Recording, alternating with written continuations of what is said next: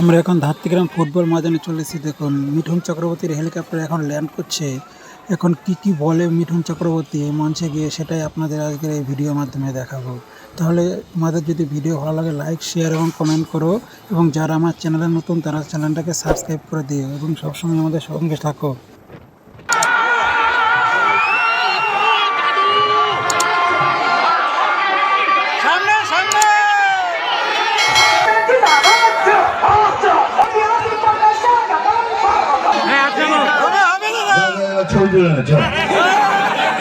Camera কিনেছি যাতে দাম দিয়ে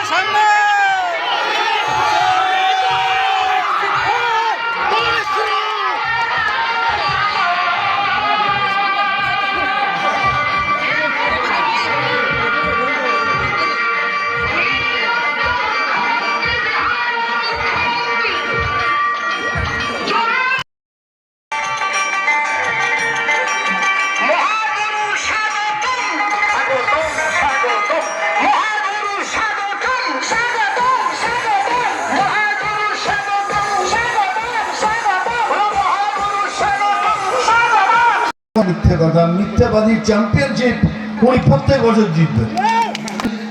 বা দূরে আছেন তাদের বলছি, হ্যাঁ আপনারা তো বিশ্বাস করেন বিজেপি মানেই মুসলমানদের পছন্দ করে না, খুব দেশ থেকে বার করে দেবে, তোমাদের নাগরিকত্ব চলে যাবে, তোমরা না খেয়ে মরবে, তোমরা রেশন পাবে না, তোমরা এই পাবে না ওই পাবে না।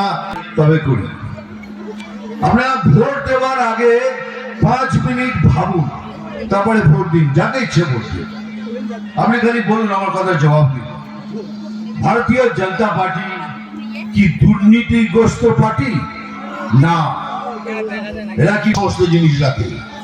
সেই পার্টি একটা দুর্নীতিগ্রস্ত পার্টি। এটা তখন থেকে বলে যাচ্ছে চরপা গুনুন, চরপা গুনুন। আরে আমি জানি আমার চৌধুরীটা খুব সুন্দর, বল হ্যাঁ কিনা? হ্যাঁ, চশমা খুলবো না। এই যে এখান দিয়ে ওঠার সময় ফুল মেরে মেরে চোখ ফুলিয়ে দিয়ে বল।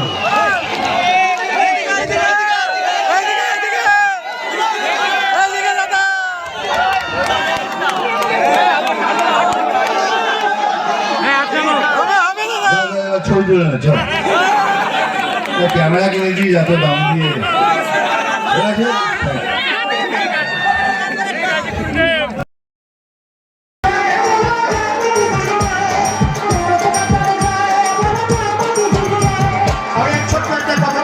আমার মহাগুরুর হাতে তুলে দেবো। সে কথাটা হচ্ছে, আপনার ভোট মূল্যবান ভোট। মহান রাষ্ট্রপতির ভোটের দামও যা, বিশ্বপ্রিয় প্রধানমন্ত্রী মোদীজির ভোটের দামও যা, আমার মহাগুরুর ভোটের দামও যা, আমার ঘরের ক্যাতরার ভোটের দামও তাই। একটা ভোটের দাম একটুও কম নয়। এই ভোটটা খুব হিসেব করে দেবেন। যদি আপনি জোড়া ফুলে ভোট দেন, তাহলে এই শাহজাহান বাহিনীকে আপনার সমর্থন করা হলো। ঠিক বললাম না ঠিক বললাম? যদি আপনি জোড়া ফুলে ভোট দেন, তাহলে ওই চাকরি সুন্দরী সুন্দরী নারীকে পিছে বাজাবার নাম করে রাত্রিবেলায় ডেকে নিয়ে নির্বিচারে ধর্ষণ করেছে। আর সেখানে অস্ত্রের কারখানা পাওয়া গেছে, বিরাট অস্ত্রের কারখানা। আর আমাদের মাননীয় মুখ্যমন্ত্রী তার নিজস্ব ভঙ্গিমায় আজকে দেখুন হেলিকপ্টার থেকে পড়ে গিয়েছিল মনে হচ্ছিল। যখন আসে ভোট লাগে কখন চোট, অভ্যাস হয়ে গেছে। আমি ভাবলাম এই বুঝে পিজিতে যাই যায়, তা দেখলাম না, ইজিকে আবার নেমে গেল। যখন দেখি আসে ভোট, দিদি বলেন যে কোনো জায়গায় লাগে, সবাই জায়গায় লাগে।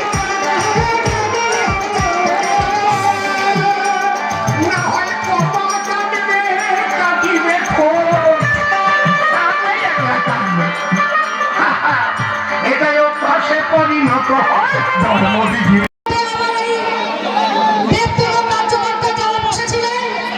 মিঠুন চক্রবর্তী মহাশয়কে দেখার জন্য প্রত্যেকেই দেখেছেন।